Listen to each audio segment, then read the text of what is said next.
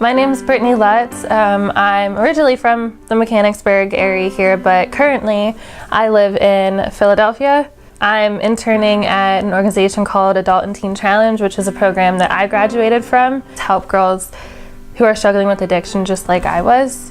You know, I was adopted, so I've learned that I've carried a lot of shame throughout my life from being adopted. You know, my birth mom, she hid me the whole time she was pregnant, but I mean, that's what happened. And I mean, he blessed me with two amazing parents who, you know, loved me so much and who, you know, adopted me into their wonderful family. But, you know, my parents got divorced when I was 7. I learned at a very early age how to love people who didn't necessarily treat you so well or love you back. And I just thought it was normal. If I'm being honest, I just really wanted to see what the world had to offer. And I have a very addictive personality, so men was my first addiction. Every time, you know, it just took a part of me and a part of my soul, and then it just turned me into someone who didn't really care. And then, you know, again, you know, I looked for guys who didn't want me or didn't love me, but I thought it was normal. So I was like, okay, like this is all right.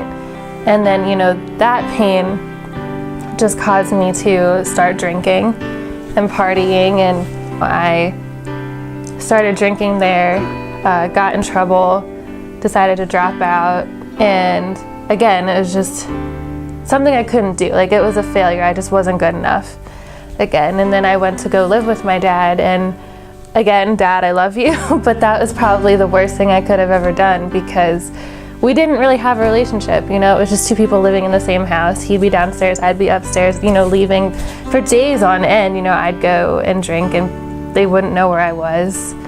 I didn't know, I had never met somebody that was addicted to drugs like that before, so I didn't know what to look for. You know, one day I had a headache and I came home and he was like, hey, like here, I actually do, like I snort pills, whatever, so I snorted my first Percocet and I was hooked. Pretty soon, you know, I was a full-blown heroin addict also. And, you know, it got really bad to the point we just were lying to everybody. We didn't, you know, we went to a 30-day rehab because Teen Challenge actually came to McBick, and, you know, they prayed over us. We both went to rehab, but that didn't last long. You know, we were using pretty much a week after we got out.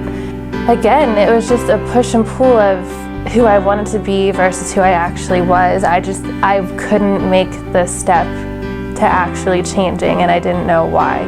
One day I just woke up and I like fell out of bed and I was like, God, like I know this is not what you want for me. Like I can't even look at myself in the mirror without being disgusted. I called Teen Challenge, and you know, 2 weeks later I got in, and I just want to thank you guys for helping me to get in there. You know, thank you for supporting me financially, because without that, like I would not be sitting here the person I am today. This past year, I like to say, is the best love story I could have ever gotten, because, you know, I learned how to fall in love with myself. It took me a minute because I'm really stubborn, but, you know, God knew that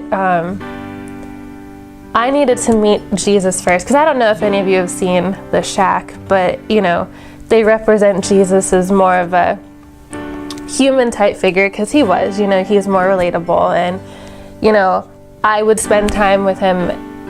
It got to the point, like every day we would just have a little lunch date with me and him, and it was just really, it was really cool. And then I got really comfortable, you know, just sitting on my bed talking to Jesus, like, you know, he's my brother, whatever. And, you know, then he's like, okay, well, now it's time to go to Dad.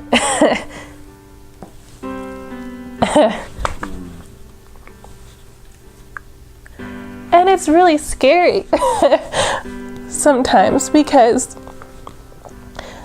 you know, the world and Satan just likes to make you think that you are just this most disgusting person who's not worthy of anything.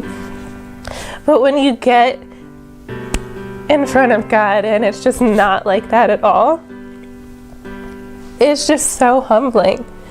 And to know that, you know, yeah, I was a heroin addict, I was so selfish, I was so many of these things, but so what? You know, I've always been there, I will always be here, You're my daughter, and I've created you the way that I did for a reason. You can take any mess that you're in, like they say, and make it a message. And I just really want my message to be a story of just grace, you know? Jesus, he met the broken people, you know, right where they were. He got into the nitty-gritty stuff and into their hearts. And that's why today I can say that I'm a Christian. Yeah, I mean, I'm not perfect. I will never be perfect, but that's okay. You know, today I don't let it keep me from my relationship with God. I don't listen to the lies that, oh, I messed up again, or I did something again. I might as well just not even try. He just shows me how much he knows me so intimately. So how could I not love him at this point? You know, he's brought me through so much, and I just am so grateful to be here. For he has made everything beautiful in its time. He has also set eternity in the hearts of men, yet they cannot fathom what God has done from beginning to end.